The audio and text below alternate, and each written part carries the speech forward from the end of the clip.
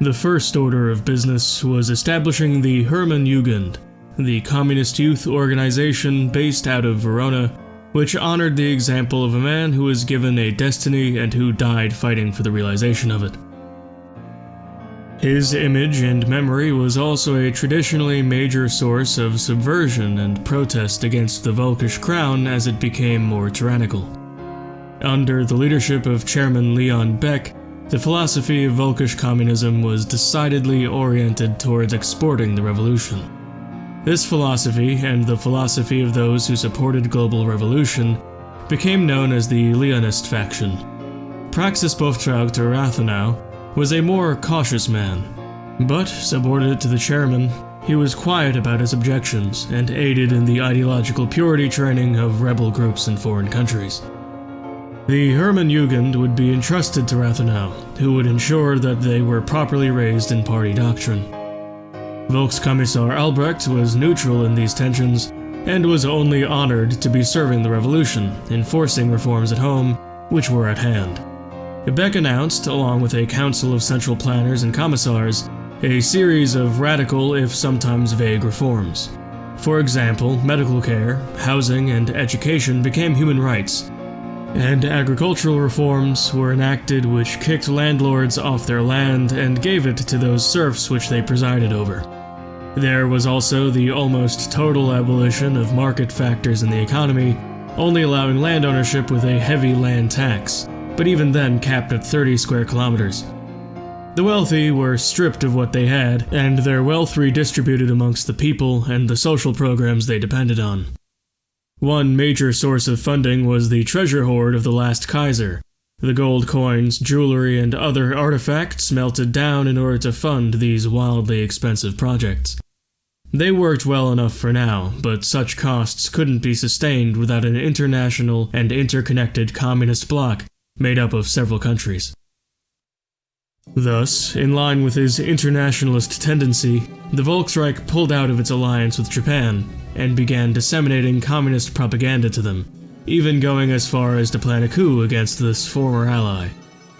On the 20th of August, 1938, the Volksreich had successfully exported the revolution, causing the Seige no Zensen to secede from the rest of Japan at Hokkaido under the leadership of Chairman Kenkichi Togo, establishing Nemuru as their capital in the northern province. The Volksreich then founded the Lateral Pact, an international revolutionary alliance of communist states, which was immediately joined by the Seige rebels.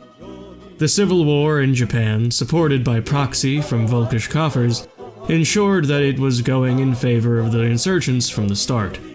Chairman Togo arranged to flood tens of thousands of revolutionaries into Aomori Prefecture, then promptly blow the bridges that lead into Hokkaido. The Battle of Aomori was brutal in the extreme, because government forces had stacked fewer men 4 rows deep, armed with the best of modern arms, killing 3 men for every 1 they lost.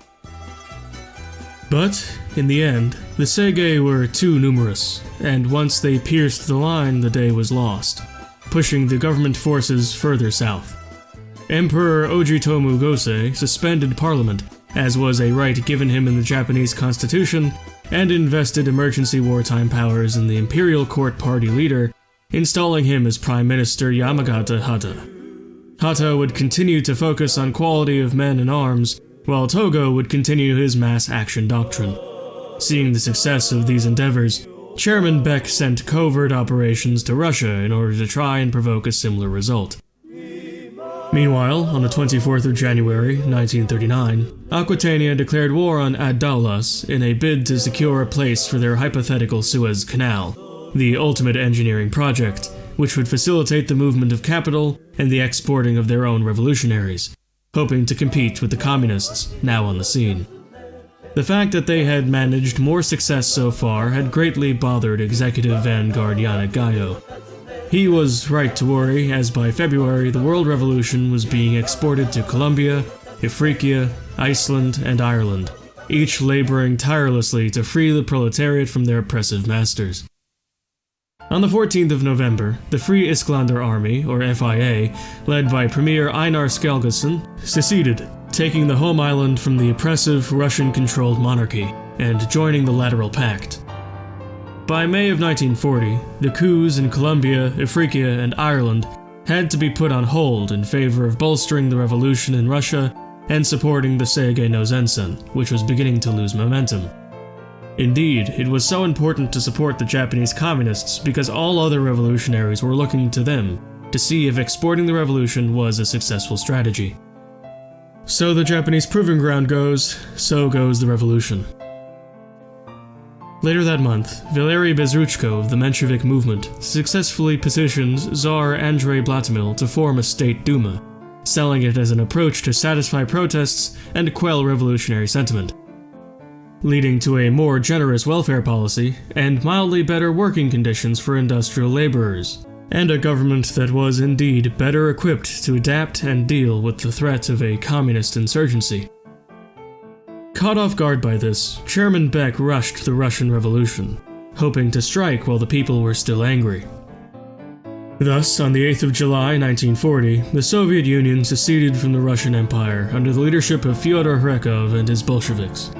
Due to the importance of this revolution, 6 Volkish divisions were sent to aid the Soviets in their revolution. The fighting was brutal, but ultimately doomed.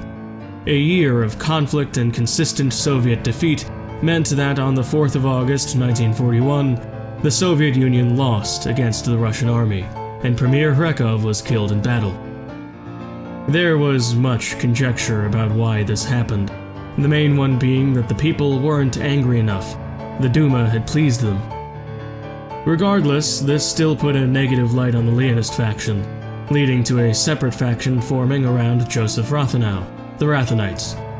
The Rathenites favored internal reforms, focusing on perfecting the revolution in one country before moving on to the next.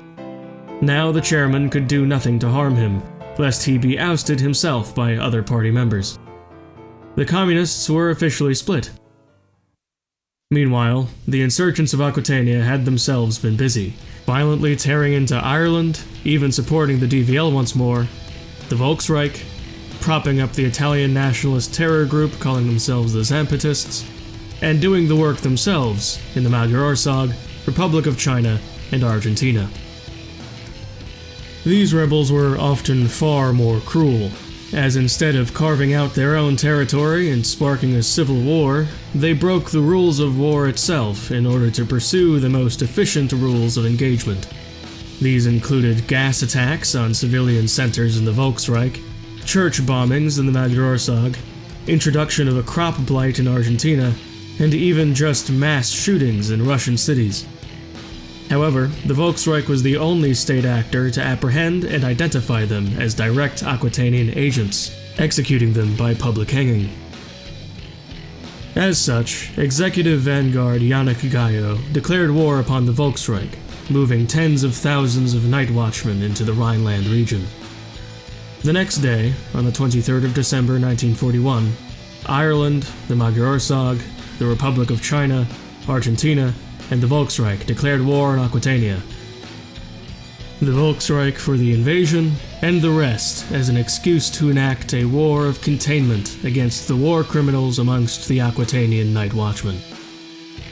The members of the Lateral Pact joined in next, and thus, on this date, the theorists were finally vindicated. On the 23rd of December 1941, the Great War began.